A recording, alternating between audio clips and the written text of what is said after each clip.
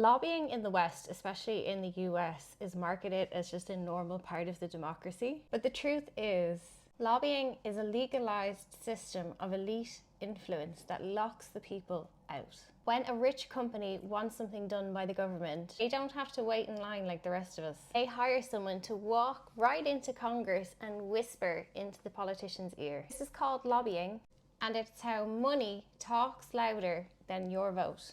The term lobby comes from the lobbies of the legislative buildings. In very early US politics, wealthy landowners would hire people to hang around the lobby of the legislative building and peddle messaging like influence, literally whisper in politicians' ears, suggest things. Because of lobbying influence in the structuring of the early American democratic system, you ended up with tariffs that protected the industrialists, land grants given to railroad tycoons, and slave trade protections written directly into policy.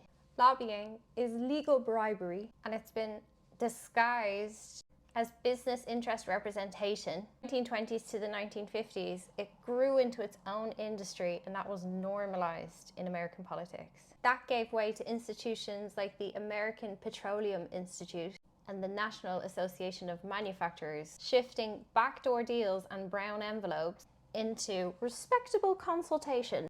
This was propaganda to make elite control feel like an organic part of the democratic dialogue. Under Ronald Reagan, lobbying boomed. Lobbyists in almost every industry and sector pushed for deregulation and funded the academics and the think tanks that enabled the corporate manipulation. In theory, anybody can lobby, but in reality, only corporations can afford it.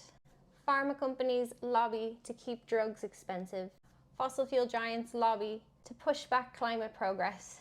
And arms dealers in the NRA lobby for militarization of the American state and war.